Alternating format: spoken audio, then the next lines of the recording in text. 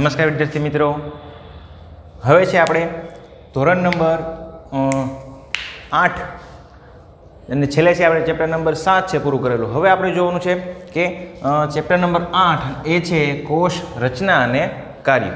તો આપણને ખબર છે કે આપણું શરીર છે, માનવ શરીર છે, કોષોનું બનેલું છે, બરાબર. તો આ ચેપ્ટરમાં છે એ વિશે જ માહિતી આપણે છે મેળવીશું કે કોષ છે કેવા પ્રકારની રચના ધરાવે છે ને કેવા પ્રકારના કાર્યો કોષ દ્વારા છે થતા હોય, બરાબર. તો સૌ પ્રથમ છે આપણે શરૂઆત કરીએ કે આપણું શરીર છે, ઇવન દરેક સજીવનું શરીર, એ પછી પ્રાણીઓ આવી જાય, જીવજંતુઓ છે આવી જાય, મનુષ્ય આવી જાય, પછી વૃક્ષો છે આવી જાય, પક્ષીઓ આવી જાય, દરેક વસ્તુ છે એ સજીવમાં આવી જાય. અને દરેક સજીવ છે શેનો બનેલો છે? કોષનો બનેલો છે. તો આપણે શરૂઆત કરીએ કે આપણી આજુબાજુમાં છે એવી ઘણી બધી વસ્તુઓ છે કે જ્યાં આપણે સજીવ અને નિર્જીવ છે એ તરીકે આપણે દર્શાવી શકીએ. આપણને ખબર છે ધોરણ 8માં ભણીએ એટલે આપણને એટલો તો ખ્યાલ આવશે કે કઈ વસ્તુ સજીવ છે ને કઈ વસ્તુ છે એ નિર્જીવ છે. ખ્યાલ આવ્યો? એટલે એ આપણે છે એ વર્ગીકરણ કરવાનું છે. તો 2 મિનિટ છે તમારી આસપાસમાં જેટલી પણ વસ્તુઓ છે એમાંથી કઈ વસ્તુ સજીવ છે કઈ વસ્તુ નિર્જીવ છે એ ઝડપથી છે એ વિચારવાનું છે. તો તમારી આસપાસમાં જેટલી પણ વસ્તુ છે એ વસ્તુ વિશે તમે છે વિચારી શકો કઈ વસ્તુ છે એ સજીવ છે ને કઈ વસ્તુ છે એ નિર્જીવ છે, બરાબર. તો આપણે આગળ વધીએ કે કોષ છે આપણે કોને કહીએ?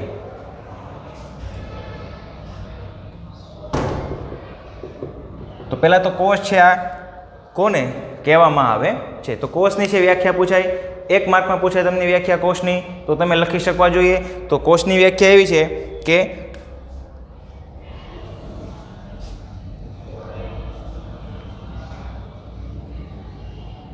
સજીવનો રચનાત્મક અને ક્રિયાત્મક એકમને શું કહેવામાં આવે છે? કોષ તરીકે છે ઓળખવામાં આવે છે. શેના તરીકે? કોષ તરીકે છે ઓળખવામાં આવે છે. બીજું કે આપણે છે એ સિમ્પલ છે કોષને સમજવો હોય, બરાબર. સિમ્પલ કોષને સમજવા માટે આપણે છે એ ઈંટોની દિવાલને સમજી શકીએ. ઈંટોની દિવાલમાં જેમ ઈંટો જે પણ રીતે ગોઠવાયેલી છે તો સેમ એવી રીતે છે એ આપણા શરીરમાં કોષો છે ગોઠવાયેલા છે. ખ્યાલ આવ્યો? એટલે આપણે છે ઈંટોની દિવાલ છે આપણે વિચારીએ તો એવી રીતે સેમ આપણા શરીરમાં છે એ કોષો છે ગોઠવાયેલા છે. ઈંટોને આપણે છે નરી આંખે જોઈ શકીએ, આપણા કોષને આપણે નરી આંખે જોઈ શકતા નથી. આટલો તફાવત છે. બાકી રચના છે એ જે પણ રીતે ગોઠવાયેલા છે એ બધું સેમ ગોઠવાયેલું છે. ખ્યાલ આવ્યો? એટલે આગળ વધીએ કે આપણે કોષની છે વાત કરીએ છીએ, બરાબર. તો આપણને એવો સવાલ થાય કે કોષ જે છે એમની શોધ છે કોણે કરી છે અને રચના છે એ કેવી રીતની હોય? તો અહીંયા છે એક સવાલ લખી દઉં કે કોષોની શોધ જણાવો.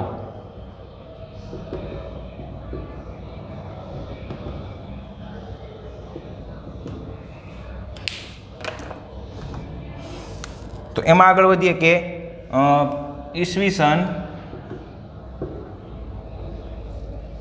1665માં ઈસવીસન 1665માં છે એ રોબર્ટ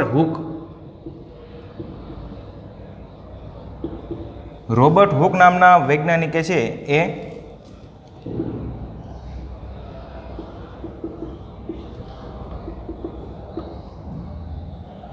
બૂચનો પાતળો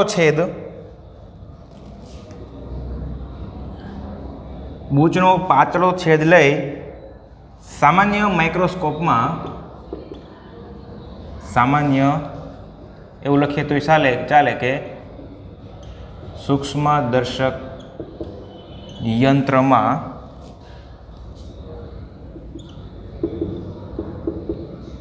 અભ્યાસ કર્યો. ત્યારબાદ તો કે તેઓએ બૂચનો છેદમાં અનેક ખાના જેવી રચના જોઈ. તેમણે આ બૂચના છેદમાં અનેક ખાનાઓ જેવી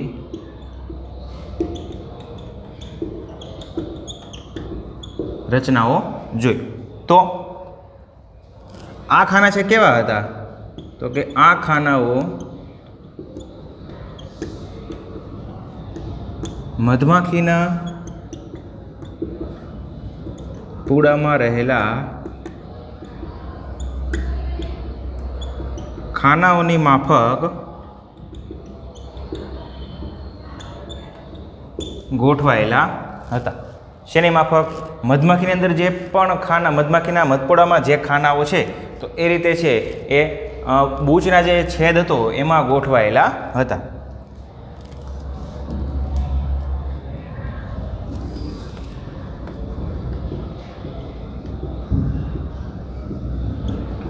આ ખાનાઓની દિવાલ એકબીજા સાથે શું હતી?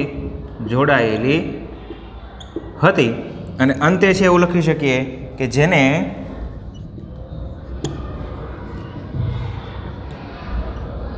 રોબર્ટ હુકે છે એ કોષ અથવા તો સેલ નામ આપ્યું. ખ્યાલ આવ્યો? ફરી વખત જોઈએ કે ભાઈ કોષની છે સૌપ્રથમ શોધ છે ક્યારે થઈ? તો સૌપ્રથમ શોધ છે એ ઈસવીસન 1665માં રોબર્ટ હુક નામના વૈજ્ઞાનિકે છે એમને બૂચનો છે એ પાતળો છેદ છે એ લીધો. શેનો? વનસ્પતિના બૂચ જે શું છે તો અહીંયા લખી દઉં, બૂચ છે એ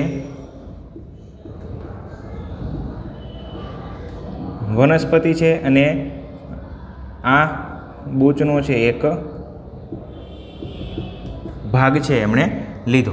ખ્યાલ આવ્યો? તો આ બૂચ શું છે એ એક પ્રકારની વનસ્પતિ છે. તો એ વનસ્પતિનો છે પાતળો છેદ લીધો અને એને સામાન્ય સૂક્ષ્મદર્શક યંત્રમાં છે એમનો અભ્યાસ કર્યો. કોણે? રોબર્ટ હુકે. ત્યાર પછી લખી શકાય કે તેમણે બૂચના છેદમાં અનેક ખાનાઓ જેવી રચનાઓ છે એ જોઈ. જ્યારે એમણે છે આ આડછેદ છે એ સૂક્ષ્મદર્શક યંત્રમાં મૂક્યું તો ત્યારે એમને શું દેખાણું? તો એમને જે છે એ અનેક ખાનાઓ જેવી છે રચનાઓ જોવા મળી. શેના જેવી? અનેક ખાનાઓ જેવી છે રચના એમણે જોઈ. તો હવે એ રચના કેવી હતી? તો કે એ રચના છે એ મધપૂડામાં રહેલા ખાનાઓ જેવી છે ગોઠવણી હતી. આપણે દરેકે છે મધપૂડો જોયેલો હોય તો મધપૂડામાં જે પણ રીતે ખાનાઓ ગોઠવાયેલા છે એવી સેમ રીતે છે એ આ ખાનાઓ છે ગોઠવાયેલા હતા અને આ ખાનાઓની દિવાલ છે એકબીજા સાથે શું હતી? જોડાયેલી હતી. તો આવી રચના મળી છે તો એમને રોબર્ટ હુકે છે એ કોષ નામ આપ્યું. એટલે આ છે સવાલ કોષોની શોધ. MCQમાં પૂછાય તો લખી શકાય 1665માં શોધ છે એ થયેલી. ઝડપથી છે એ જોઈ જાઓ.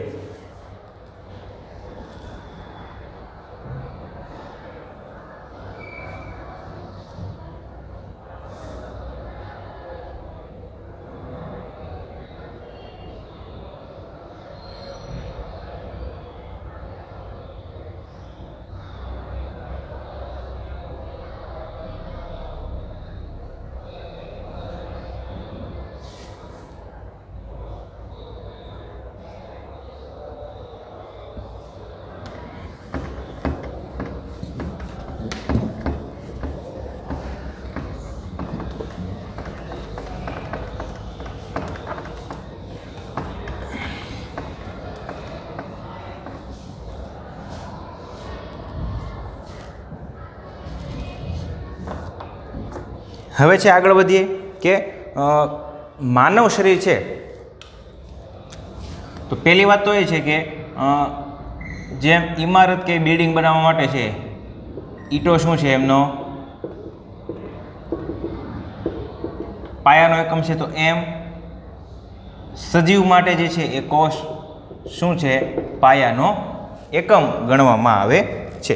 હવે તો એક રચના આપણે જોઈએ તો એ રચનામાં જુઓ. હવે હું છે અહીંયા એક ઈંટોની દિવાલ છે બનાવું, બરાબર?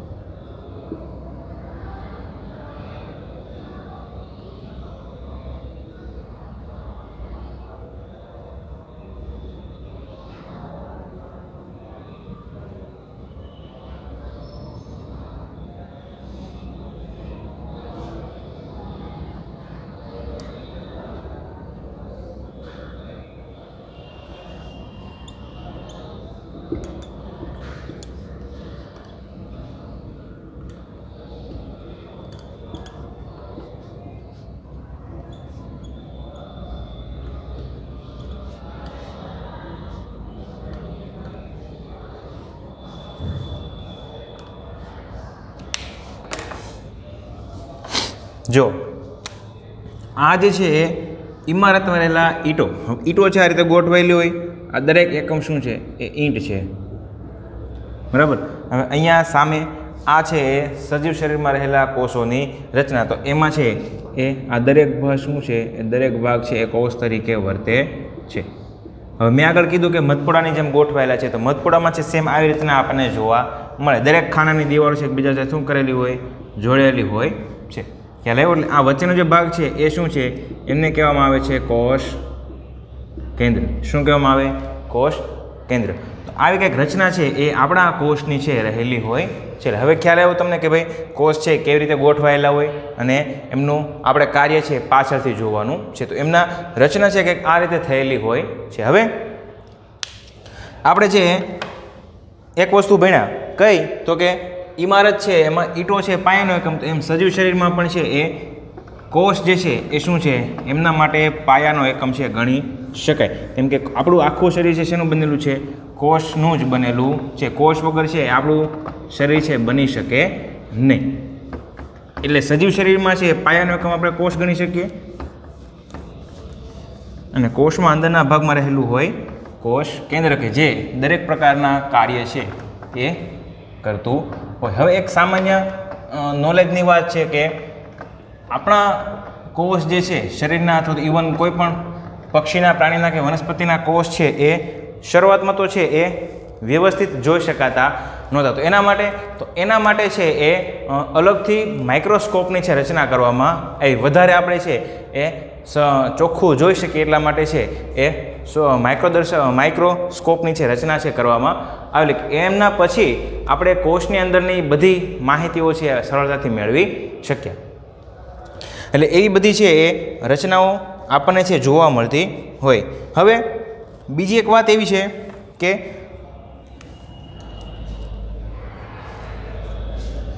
પૃથ્વી પર છે ઘણા બધા સજીવો છે, બરાબર.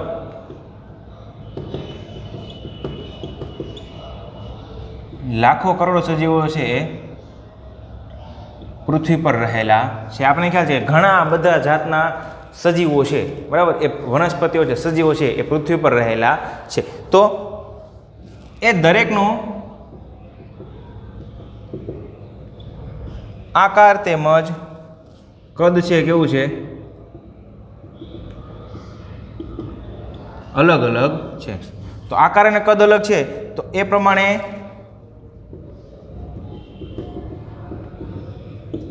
તેમાં કોષોની સંખ્યા પણ કેવી હોય?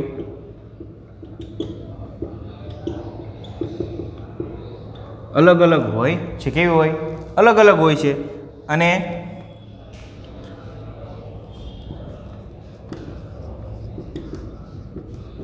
તેમનો આકાર પણ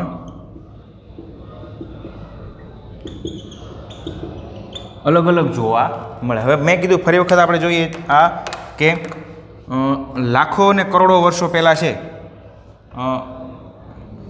સજીવ છે એ નિર્માણ પામ્યો, બરાબર. એ ક્યાંમાંથી બન્યો? કોષમાંથી બન્યો. પણ અત્યારના સમયમાં છે એ લાખો અને કરોડોની સંખ્યામાં સજીવો છે પૃથ્વી પર છે, વનસ્પતિ છે પૃથ્વી પર છે. તો એવું નથી કે દરેક સજીવમાં છે કોષની રચના છે સમાન જ રહેલી છે, એવું નથી. લાખો અને કરોડો સજીવોમાં છે દરેકમાં અલગ અલગ પ્રકારની રચના છે આપણને જોવા મળે છે. હવે એમાં છે આપણે જોઈએ કે એમનું આકાર અને કદ છે બધાનું કેવું છે? અલગ અલગ છે. તો એ મુજબ દરેક સજીવમાં છે એ વિવિધ પ્રકારના કોષો છે જોવા મળે છે. ઇવન એમાં કોષોની સંખ્યા પણ છે કેવી હોય? અલગ અલગ જોવા મળે. પહેલી વાત આપણે શું જોઈએ કે કોષોની રચના છે કેવી છે? અલગ અલગ છે દરેક સજીવોમાં. ત્યારબાદ દરેક સજીવોમાં છે સંખ્યા પણ કેવી છે? અલગ અલગ છે.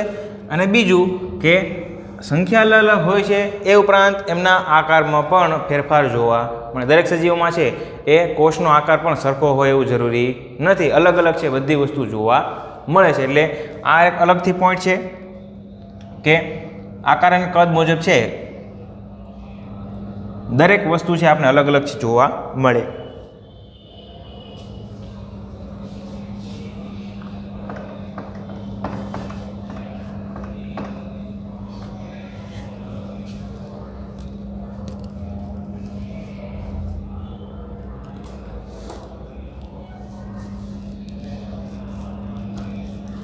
હવે જોવાનો એક સવાલ કે કોષની સંખ્યાના આધારે સજીવના છે પ્રકાર જણાવો.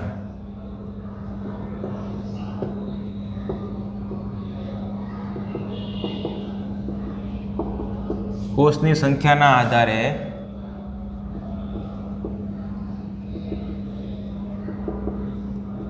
સજીવના પ્રકારો છે જણાવો. તો જોઈએ કે ભાઈ પહેલું એમાં શું આવે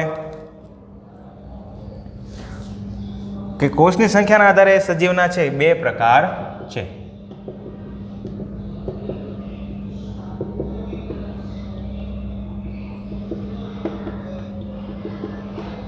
કયા કયા 2 પ્રકાર છે? તો એમાં પહેલો પ્રકાર ભણીએ કે એકકોષી સજીવ.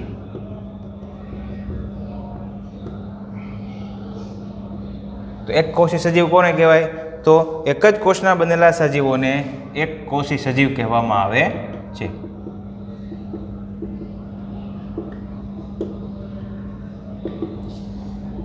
એક કોષના બનેલા સજીવોને એકકોષી સજીવ છે કહે છે. એમના છે એ ઉદાહરણ તમને આપીએ તો એમાં છે એ અમીબા છે,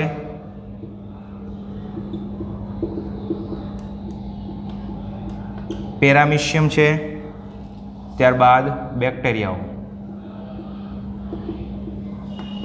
બરાબર. બીજું જોઈએ બહુકોષી સજીવ. તો બહુકોષી કોને કહીએ છીએ? તો એકથી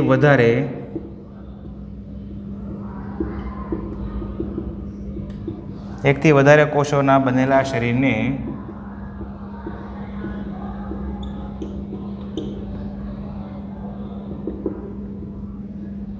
બહુકોષી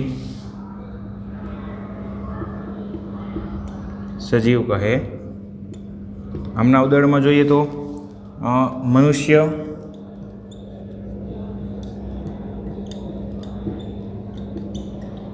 વનસ્પતિ. જો ફરી વખત જોઈ લઈએ કે એક કોષી, સૌથી પહેલાં તો છે કોષની સંખ્યાના આધારે સજીવના પ્રકારો છે એ જણાવો. તો કોષની સંખ્યાના આધારે સજીવના છે પ્રકાર જોઈએ તો એમાં મુખ્ય કેટલા પ્રકાર છે? તો એમના છે મુખ્ય 2 પ્રકારો છે. તો એમાં પહેલો પ્રકાર છે કે એકકોષી સજીવ. તો એકકોષી સજીવ છે એ કોને કહીએ છીએ? તો એક કોષના બનેલા સજીવોને એકકોષી સજીવ તરીકે ઓળખવામાં આવે છે. જેમાં કેટલા કોષ રહેલા હોય? આખું શરીર છે એ એક જ કોષનું બનેલું હોય. બરાબર. એવા સજીવો કયા કયા છે? તો અમીબા, પેરામિશિયમ અને બેક્ટેરિયા. તો અમીબાની છે વાત આપણે કરી હતી ગયા પાઠમાં કે અમીબામાં છે એ રચના છે એ સમજાવો. અમીબાની છે પેલી આકૃતિ દોરીને મેં કીધું હતું. બરાબર. એ એટલે એકકોષી સજીવ. ત્યારબાદ છે બહુકોષી સજીવ. તો એમના નામમાં જ રહેલું છે. આમાં એકકોષી સજીવમાં એક કોષ હોય, બહુકોષી સજીવમાં એકથી વધારે કોષો છે આવેલા હોય. તો એમની વ્યાખ્યા શું લખી શકાય? તો એકથી વધારે કોષોના બનેલા શરીરને બહુકોષી સજીવ કહે છે. અહીંયા યાદ રાખવાનું એકથી વધારે. શું? એકથી વધારે કોષોના બનેલા હોય તો એમને બહુકોષી સજીવ તરીકે છે એ ઓળખવામાં આવે છે. ઉદાહરણમાં લઈએ મનુષ્ય અને વનસ્પતિ. શું લઈએ? મનુષ્ય અને વનસ્પતિ. તો અહીંયા છે એ અમીબામાં જે પણ રચના છે એ આપણે જોઈએ.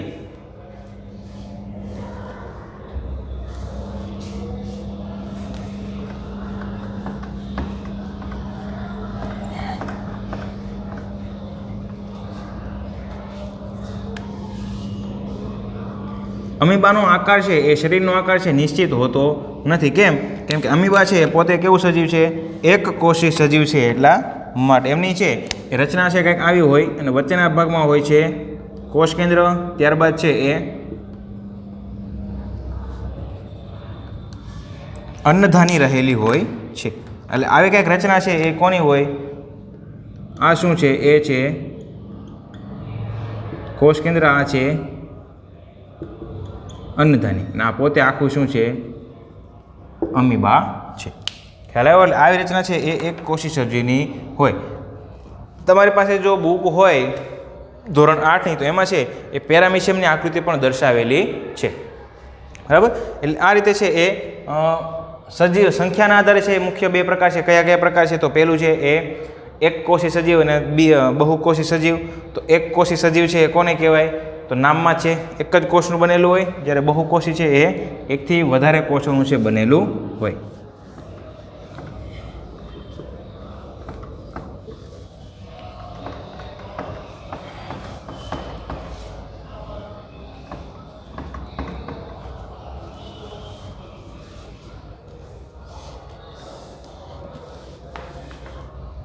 હવે આગળ વધીએ તો ઝડપથી એક નાનો અમથો સવાલ છે જે આપણે ભણી ગયેલા છે એ જ ભણવાનો છે ફરી વખત. તો એ જોઈ લઈએ કે અમીબામાં ખોટા પગનું નિર્માણ અને કાર્ય જણાવો.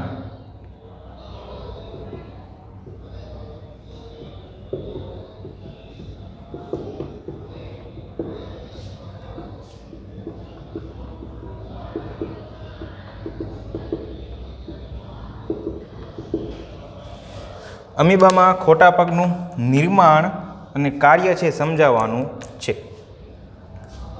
અહીંયા તો પહેલાં છે એ અમીબાની આકૃતિ છે એ સરળતાથી દોરી દઉં. એનો કોઈ આકાર છે એ આપણે નિશ્ચિત રાખવાનો નથી.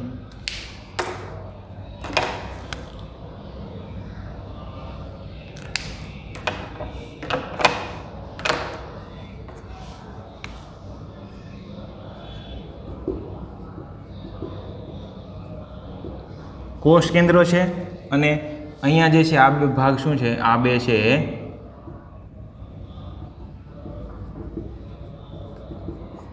ખોટા પગ. તો હવે સવાલની છે શરૂઆત કરીએ. ક્યાંથી કરવાની છે? તો અમીબા અનિયમિત આકારનું પ્રાણી છે. ખબર છે, આગળ કીધું મેં. અમીબા એ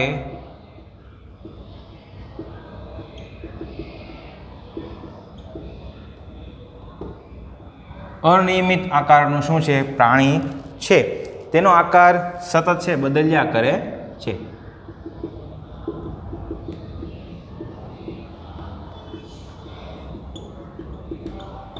સતત શું થાય છે? બદલ્યા કરે છે. ત્યારબાદ તો કે આ દરમિયાન તેની કોષ સપાટી પર વિવિધ લંબાઈના પ્રવર્ધો તરીકે ખોટા પગ છે એ ઉત્પન્ન થાય છે. આ દરમિયાન તેની સપાટી પર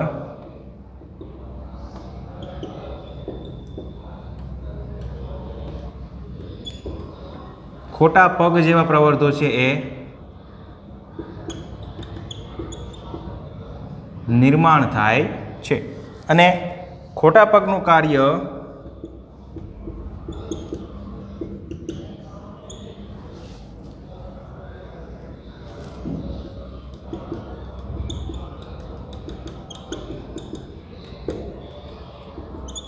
એ અમીબાને ગતિ આપે છે તેમજ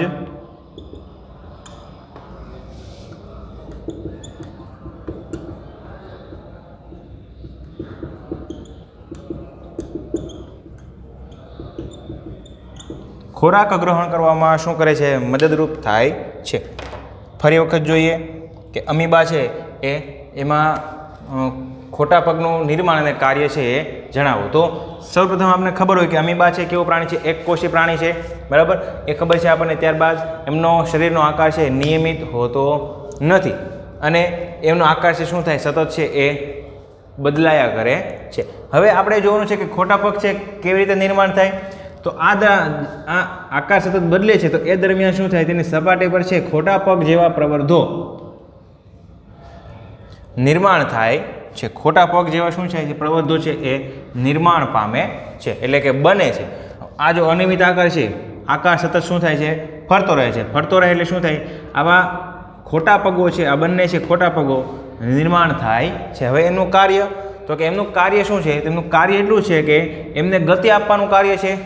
આ ખોટા પગો દ્વારા છે એ શું થાય? હલનચલન કરીને આ એક સ્થાનેથી બીજા સ્થાને છે આગળ વધે છે અને ખોરાક ગ્રહણ કરવા માટેનું કાર્ય છે. એ સવાલ છે આપણે આગળ ભણી ગયેલા છે. અમીબામાં ખોરાક ગ્રહણ છે એ સમજાવો એવો સવાલ છે આપણે આગળના ચેપ્ટરમાં છે એ ભણી ગયેલા છીએ. એટલે મુખ્ય બે કાર્ય છે. કયું કાર્ય? તો કે ગતિ આપે છે અને ખોરાક ગ્રહણ કરવામાં મદદરૂપ થાય છે. બુકમાં સવાલ લખો તો આકૃતિ સાથે લખવાનો છે. ઝડપથી છે સવાલ છે એ જોઈ જાઓ.